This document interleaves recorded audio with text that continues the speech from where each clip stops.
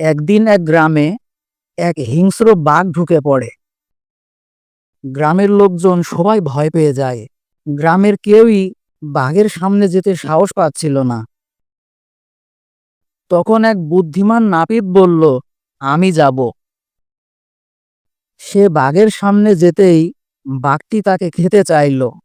তখন নাপিত বলল, একটু দাঁড়াও, এত তাড়া কিসের? আমি তোমার একটা উপকার করতে এসেছি। বাঘ বলল, কি উপকার?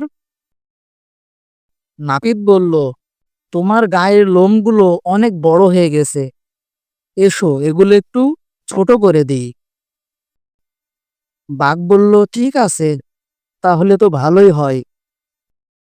তখন নাপিত খুবই খারাপভাবে বাঘের লোম কেটে দিল। এতে বাঘটিকে খুবই বাজে দেখাচ্ছিল।